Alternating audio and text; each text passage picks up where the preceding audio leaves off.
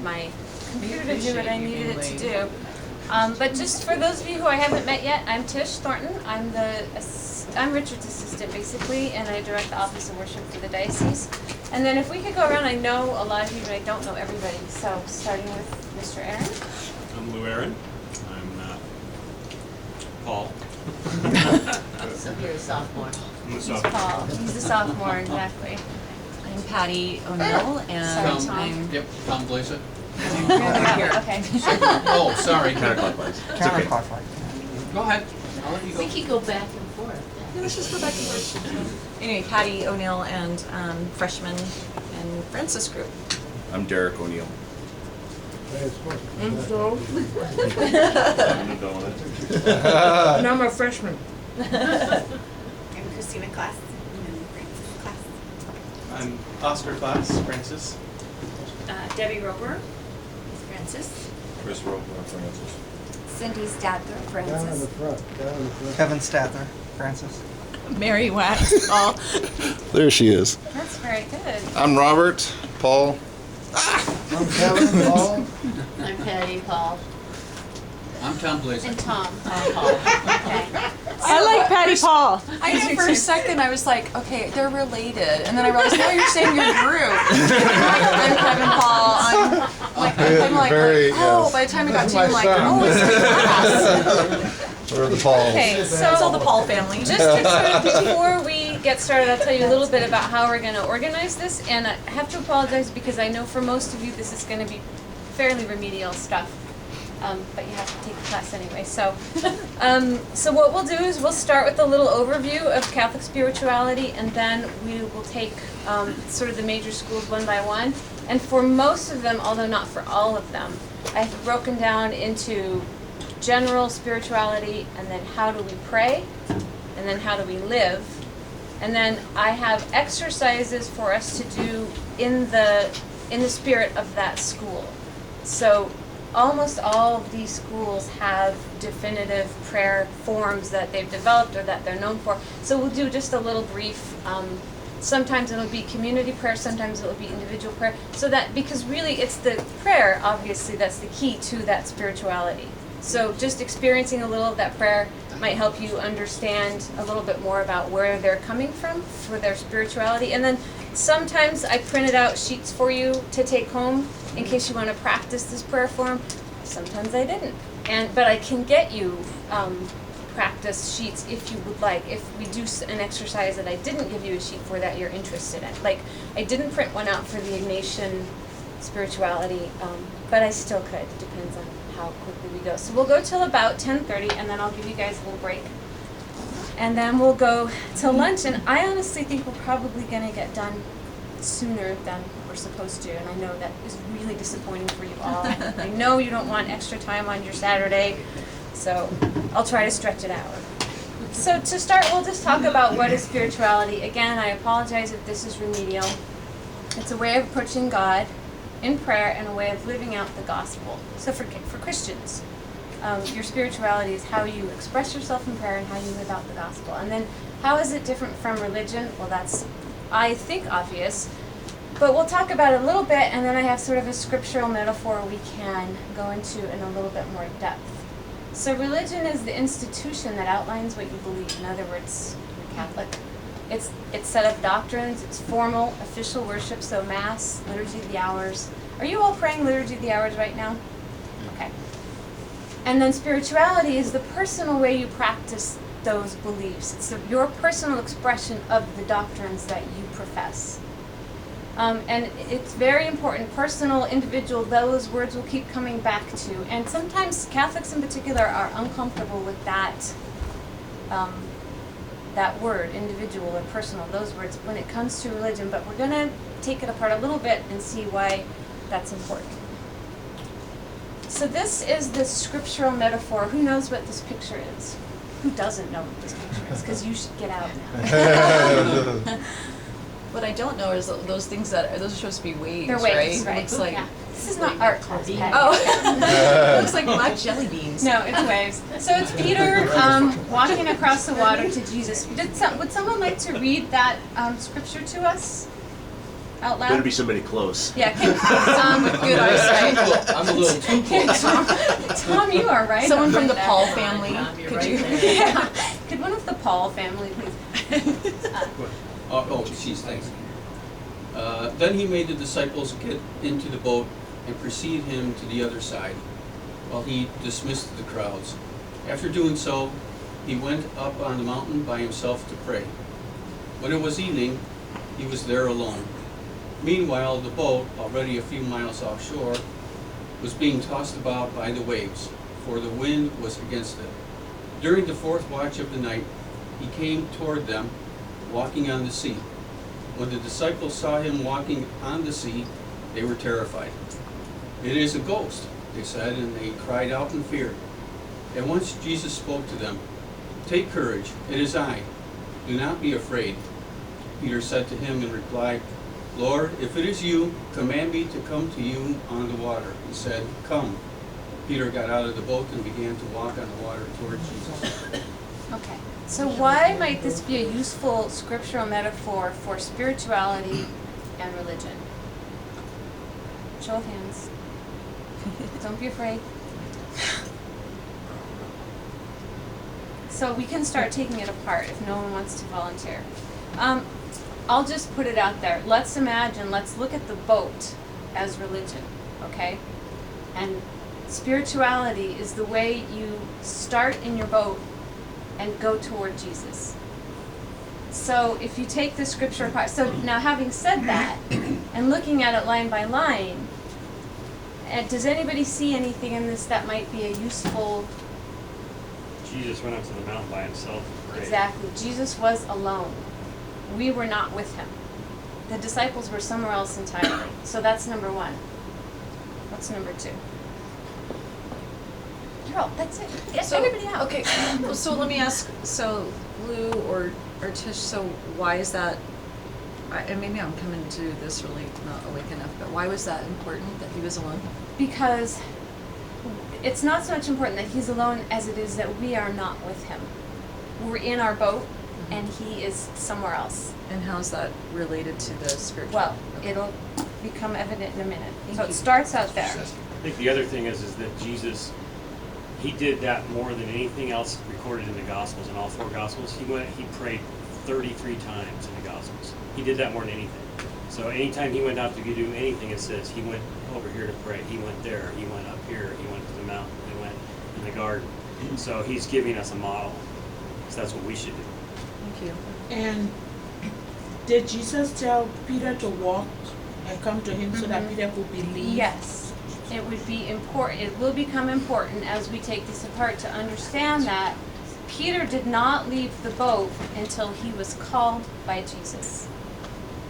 Okay?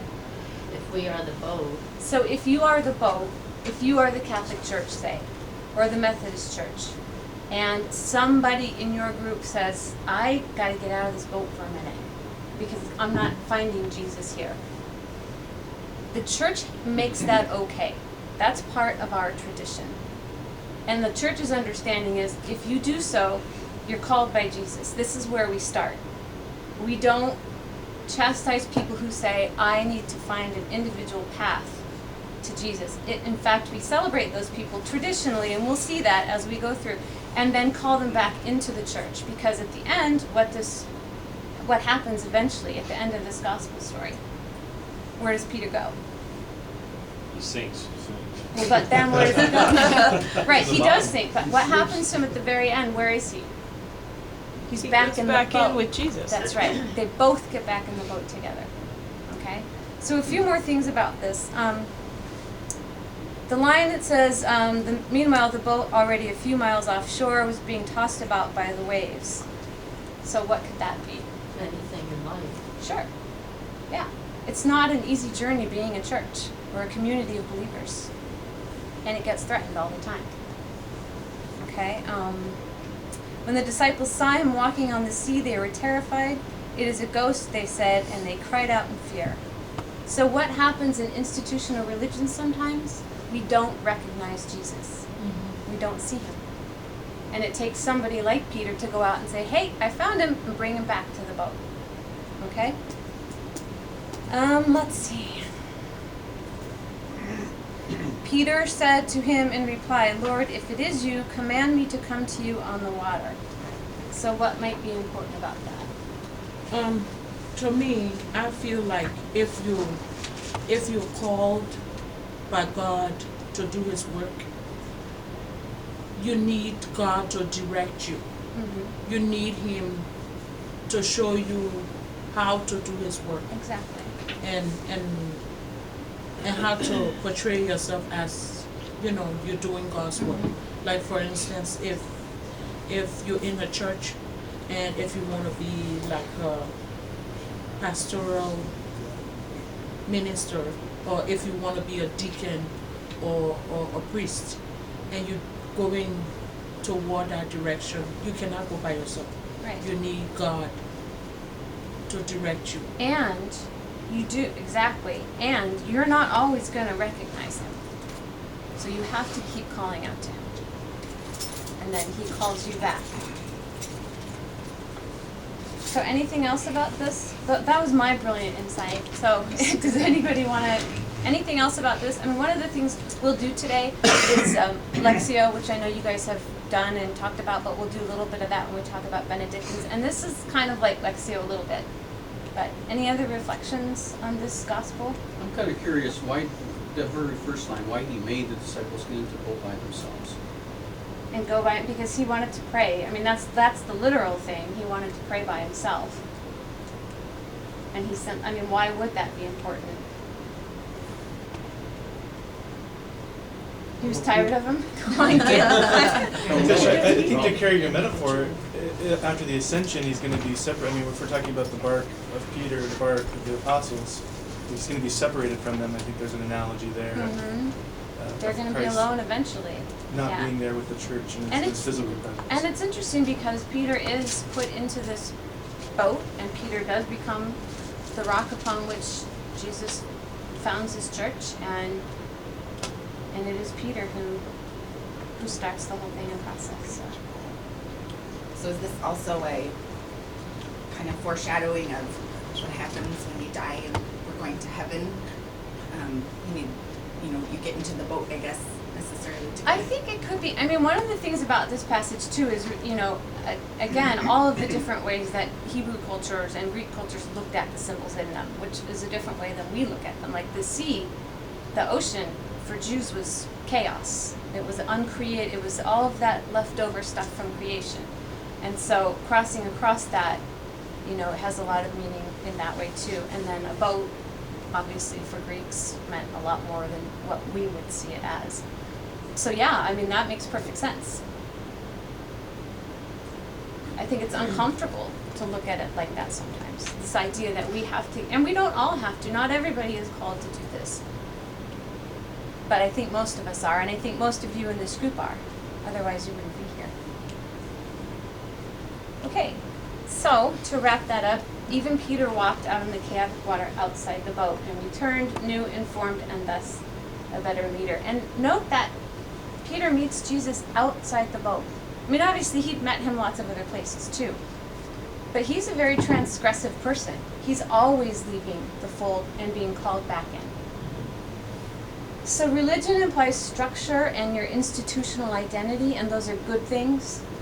Spirituality offers vision and individual commitment. And those are two very important words. Individual commitment.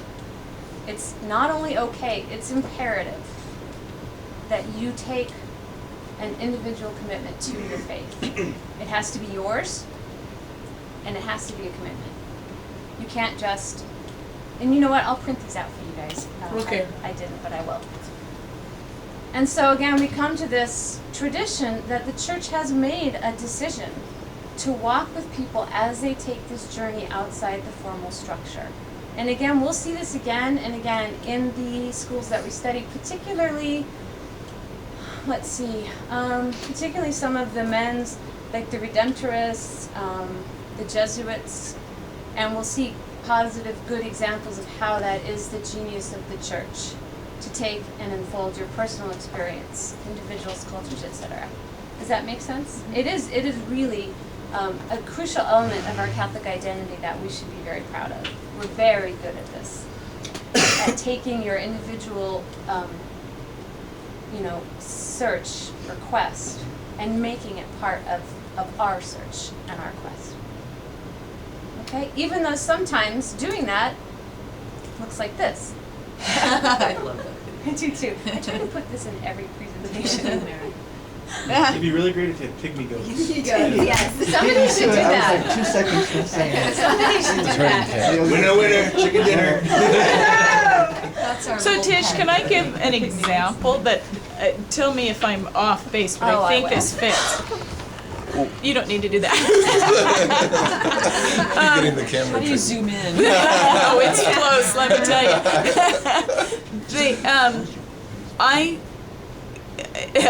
I left the Catholic Church. I wanted to leave the Catholic Church. I was mad at the Catholic Church.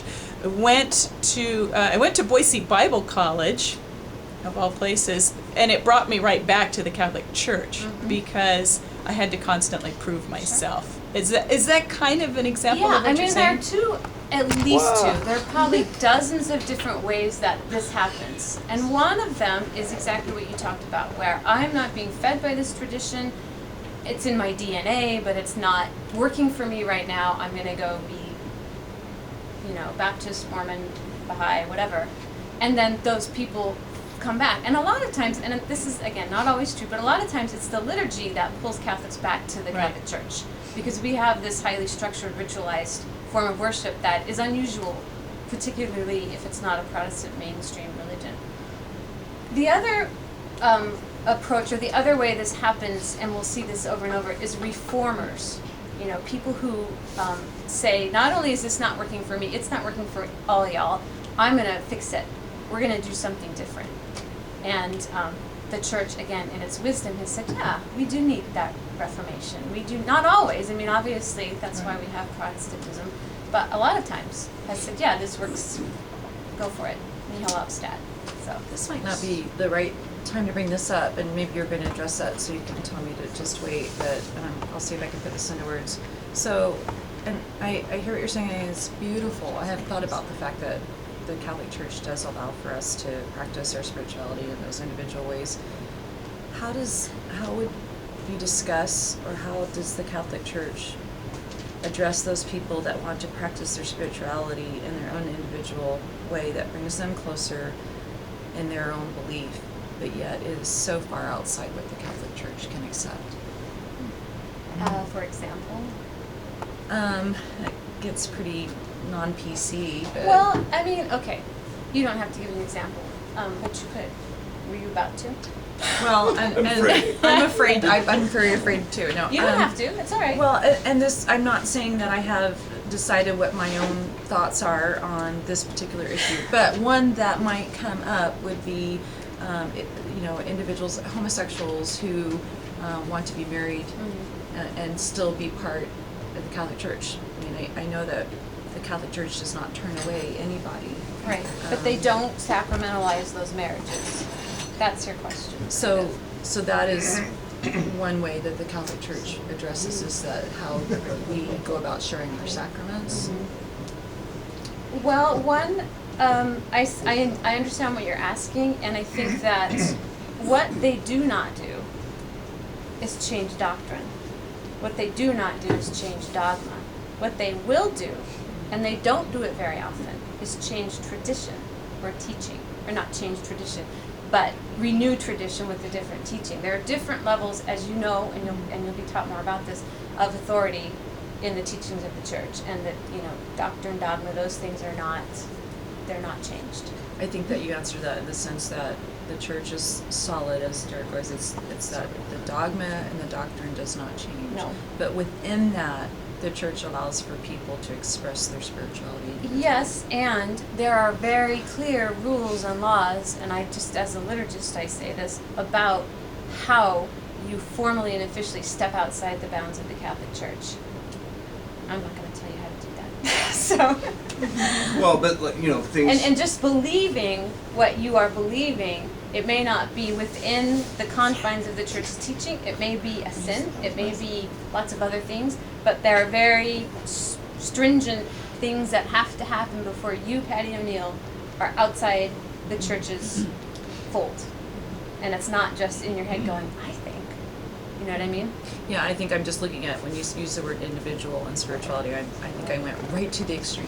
And there's a difference between your spiritual life and like we said earlier, the teachings and the doctrine of the church. So you have this list of things that you as a Catholic profess to believe in, and spirituality is how you live that out and how you pray through that. Does that make sense? Yes, thank you. Okay. Well, maybe it's a little ways out of the topic, but sometimes I have a hard time trying to get, especially the ministry that I work with, some of the members are drifting away.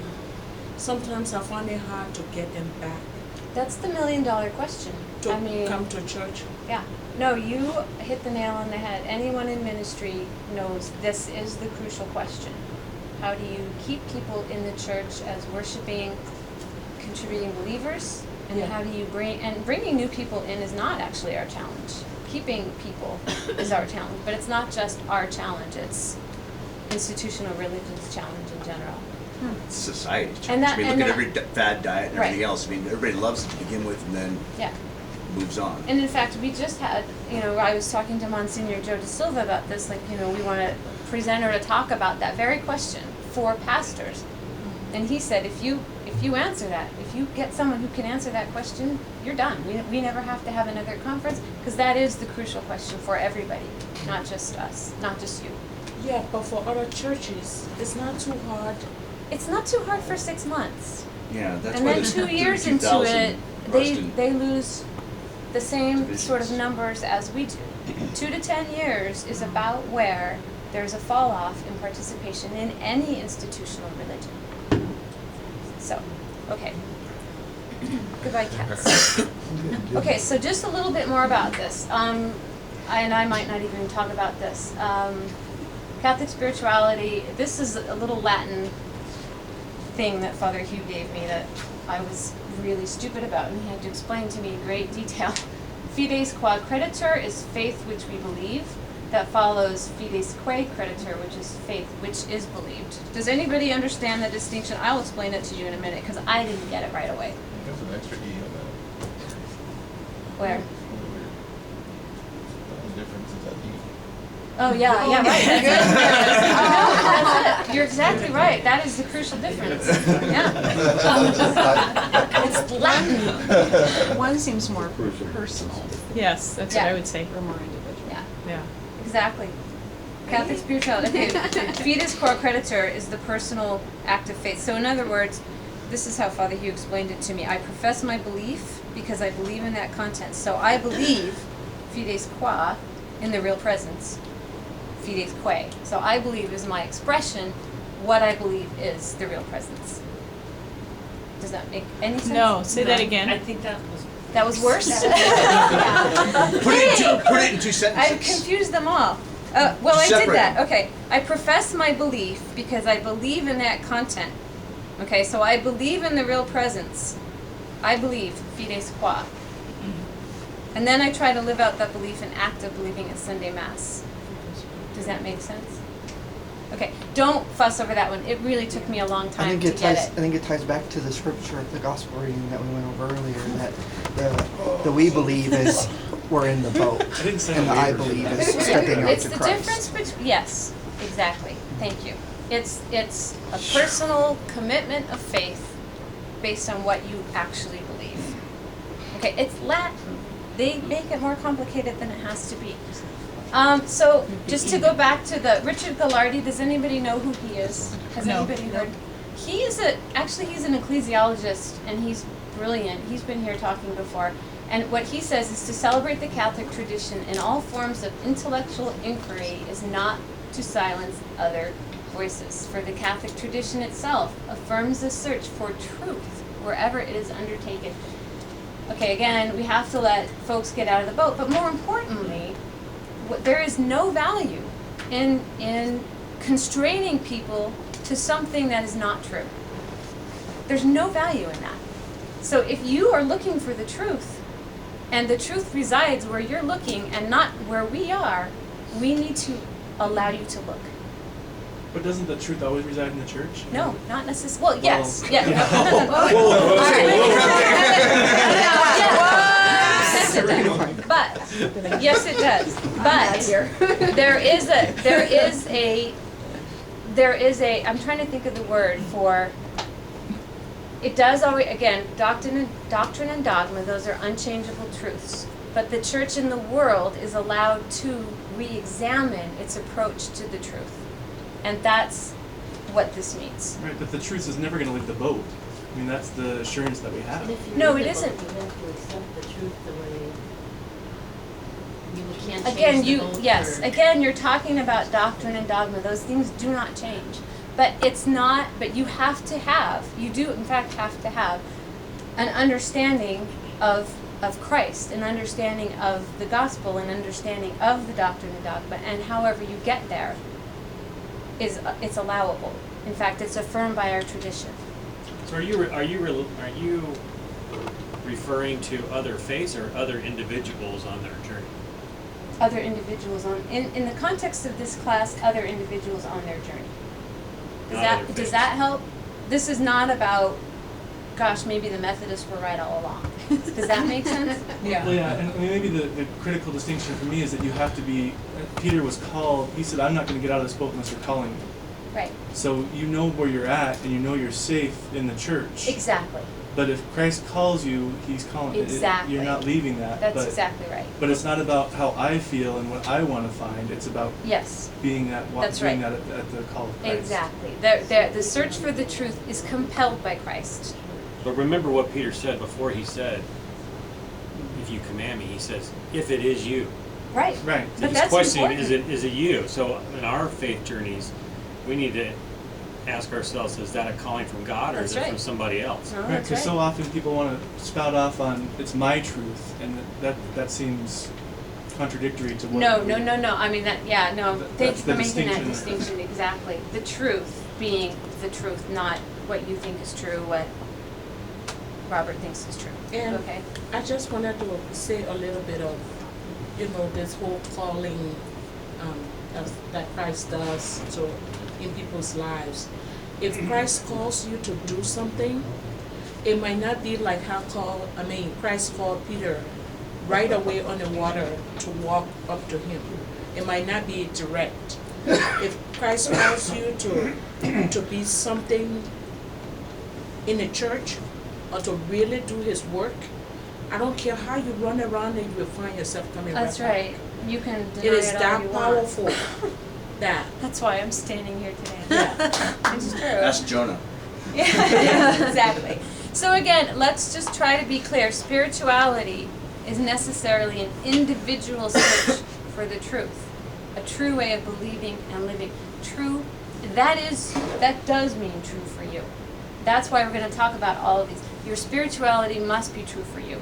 It's not that your religion is what you profess, and that's hard and fast. But your spirituality has to be true, or it is not valuable.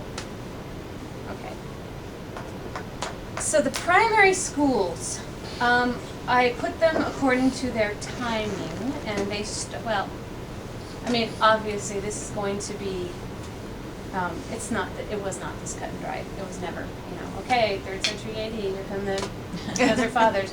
But just to sort of roughly, this is the rough way we'll approach it today, and this is roughly how it happened. So desert spirituality was first, then the monastic orders, and then the lay movements. So, does anybody know anything about desert spirituality? I imagine the Blasics do, because Leonard is so big on the Desert Fathers and the Desert Mothers, and that's all he ever talks about. But anybody have an idea of what? Well, that's kind of true. Yeah. Oh, good point. He's right there. He can hear you. Anybody have any thoughts or understandings of the desert spirituality? What that means, what it is? Are you gonna tell us? Because I I will. don't. Okay, No, 'cause I I will. don't know anything about I'm just throw it out there. Okay. My, All right. my understanding is a kind of a hermetical movement of wanting to living a hermit lifestyle Yeah. in the desert of a very fasting, a life of self-denial, and a Mhm. life of isolation, and just wanting to find God in the individual. Yeah, exactly. And so interestingly, even though it is a hermit tradition, there's a couple different ways. It started out as a hermit tradition for sure, but it's what led into all these communal ways of living, the monastic communal tradition. And then from that into the lay movement, which that was a little less organized, obviously. So let's start. Let's see, do I have anything else I need to say about this? I was just thinking that, since you explained that it was, how do you say the Hermetical? hermetical? Hermetically, yeah. Oh, hello. Hi. The hermetical